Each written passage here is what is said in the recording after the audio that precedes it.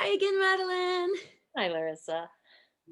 I was wondering if today we could talk through a scenario like what might you kind of advise if, let's say, you've got someone like a plumber coming to your home. So you're in your home, that's your domain, as we learned last time.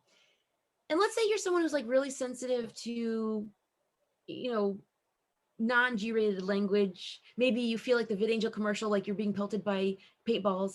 And since it is your domain, it is your home, you'd prefer that they keep that language at their truck and not bring it into your home.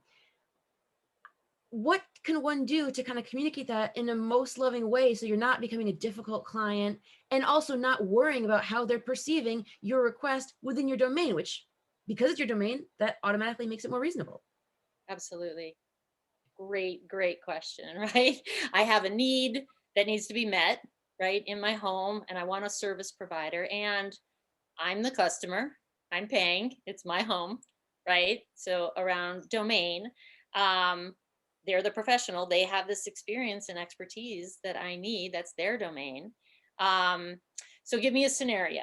Like, where are we? And I'll kind of go through what am I just calling the plumbing company? Like I found you in the phone book. I'm calling the plumbing company It could be to that, or if let's say you've worked with them before and they've arrived. Like maybe they've were recommended by someone, so they're kind of already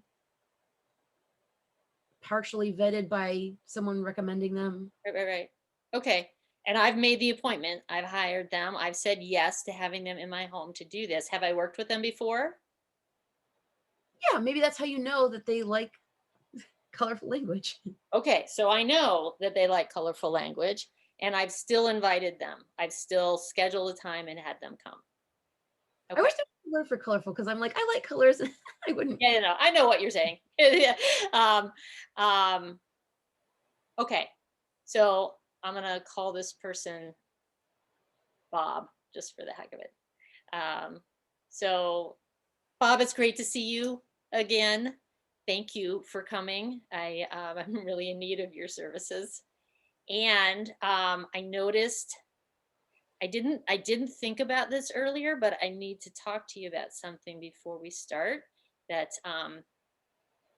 it feels a little risky for me. Honestly, it feels vulnerable, but I need to be honest with you. Is that okay?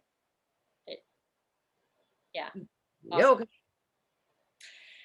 So I have a sensitivity to language, and there are certain words that are really uncomfortable for me. What happens is my heart starts beating really fast, and I get this actually kind of like almost like a panic response. Um, and I noticed last time we worked together that those are words that you're comfortable with. And it's not about judgment. It's just about, like I said, I have this sensitivity, and I'm wondering if that's something that you would be able to not do while you're here. How do you feel about that? Oh, I guess I didn't even realize I was doing it. So I hope I mean, I'll try. I hope I realize it before I say it. Cool. Thank you. Wow, I appreciate that. I really do. I appreciate that and a lot. And I understand that kind of it's sort of a habit that you're not really always aware of you're doing. And just so you know that I might leave the room, or I might just, need to take care of myself around that. It's not personal. It's just this thing I have. Yeah, okay. Well, what do you need fixed? So how does that feel? I mean, I guess what I tried to do there is first of all acknowledge, right? I mean, it was my choice to invite him to come over here and take responsibility for that, and to acknowledge the value of like why. Um and then safety is the biggest thing about this. It's how do I feel safe enough? And part of that is helping them feel safe and realizing that a lot of these situations, right, what we're afraid of doing is offending somebody or attacking them, or um, recreating the feeling that we already have. Because I'm afraid, and then I'm going to say something, and you're going to be afraid, and then you're going to do something that's going to make me more afraid. Right? This is the escalation sort of a thing, um, and it's just a matter of, instead of saying, "Hey, this is my home, don't swear," then that sounds very like you're a potty mouth, and I'm better than you. That, like. But to just say that that's not really the situation. And, I have a sensitivity that's not right or wrong. It just is what it is.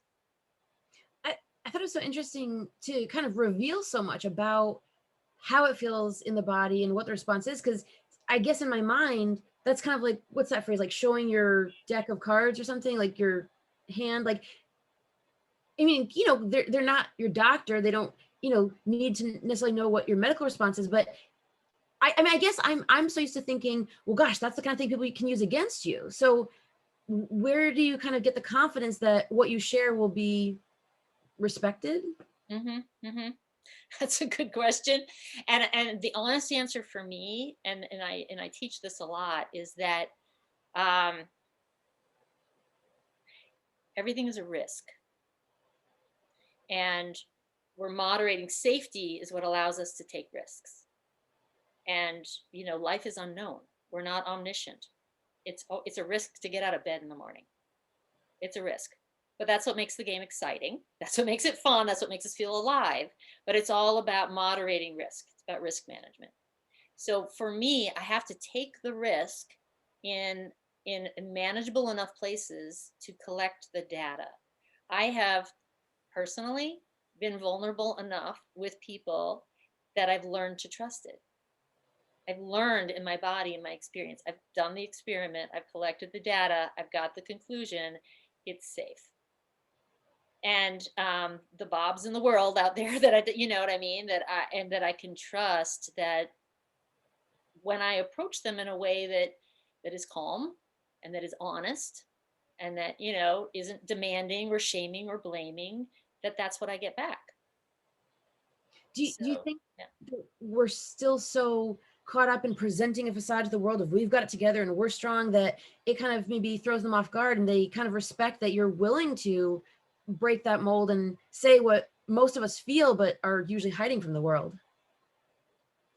It's about permission. I give them permission to be real when I'm real. And it's one of those, like, who's going to do it first? But if that's what I want, that's my domain. My domain is I'm going to take, to do that. And if they respond poorly, if they take advantage of me, well, then not calling that plumber again. I'm going to ask you to leave. Thank you very much. Pay the service fee or whatever. But like, I can always change direction in any moment, but I'm going to lead by modeling what I want. And this is the golden rule. It's the basic golden rule, right?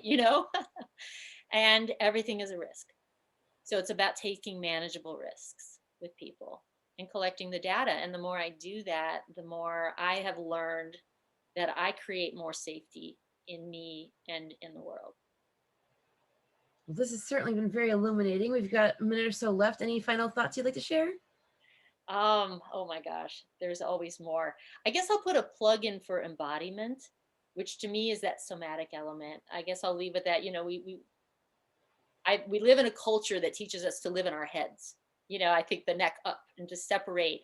But when we really start paying attention to our body, and like I said with Bob, my heart starts beating, I get this panic, it's not rational, but this is how I respond. And just accepting and incorporating our bodies and being in our bodies, that's where safety happens. And it's a skill that, it's worth practicing. Practicing for the rest of life. Yeah. Well, thank you again so much for all that you share with us. And I love learning, and may we all learn to communicate more effectively and respect ourselves as well as others. Thank you for sharing this information, Larissa. Thank you.